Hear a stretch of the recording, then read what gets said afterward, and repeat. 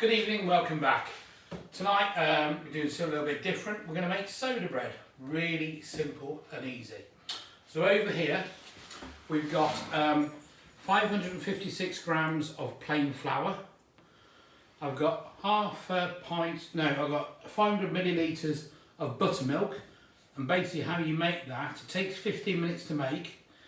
You take the juice of half a lemon, add it to the buttermilk, leave it for 15 minutes and it will start curdling. Don't worry about it, it's fine. Okay, we've got the dog just arrived as well. Hi Lily. We've got bicarbonated soda, 1.5 teaspoons, 1.5 teaspoons of salt. We'll just put those to one side for the time being, okay?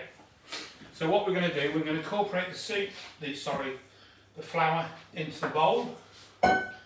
We're going to put the salt in there, 1.5 teaspoons, 1.5 teaspoons of bicarb, and we've got the buttermilk, which we're just going to make a little well. We're going to pour it in, as you can see it's curdled a little bit. There we go. And we're just going to mix this really slowly. You don't want to batter it, so you want to keep the air into the actual mixture.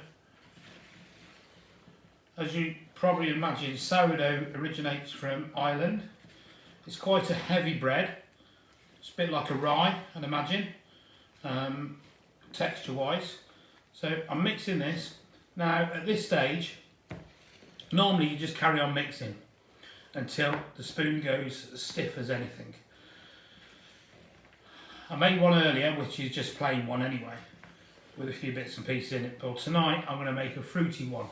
So I've got 3 ounces of chopped almonds and 4 ounces of dried cranberries, which I've soaked in warm water for 10 minutes. I'm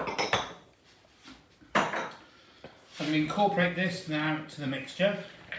As you can see, it's forming a dough of a ball. I keep mixing it until it's quite stiff to do.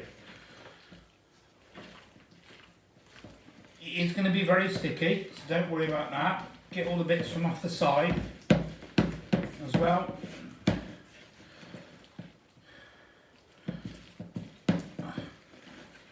Right, put that to one side. We're going to sprinkle the surface with a little bit of flour, so we need to knead this. Now, we only need this 8 times, that's all it needs. People will say, oh, I've never kneaded bread before, or it's very, very simple, and I'll show you how. So, scoop this out actually onto the flour. Try and get all the bits out as well at the same time.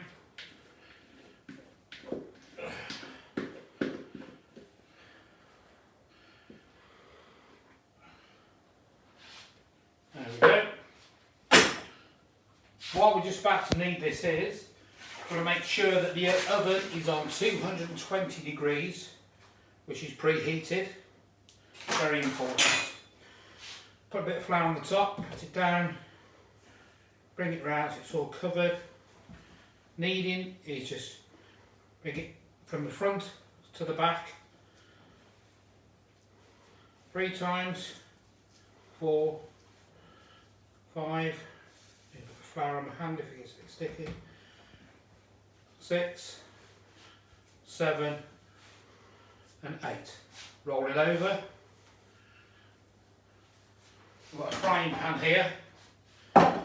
Just going to put that in the middle. Okay. Give it a pat on the top. Just going to wash my hands.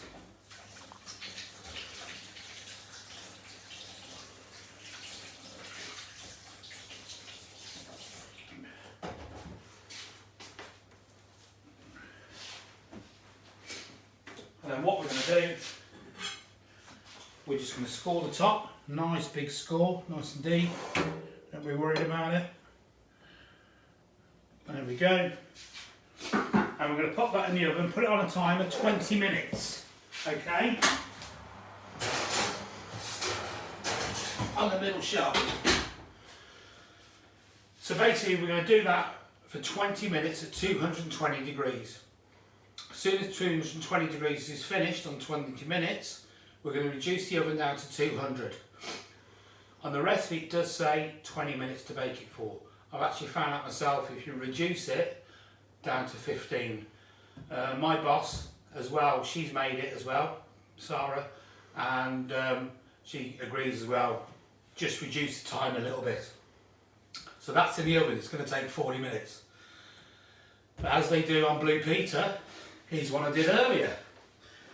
So this is the one I made earlier.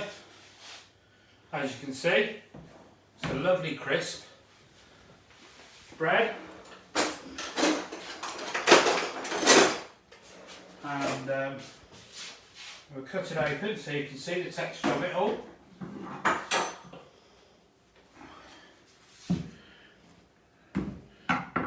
The other note is, when you bring the bread out after the second time at 15 minutes 200 degrees, what you want to do is lift the bread up,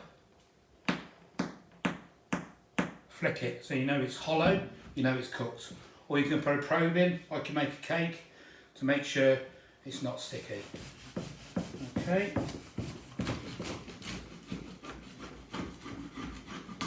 And there you go. Now this one has got, you can just see it in the bottom here as well, all the green, it's not mould, it's pistachio nuts.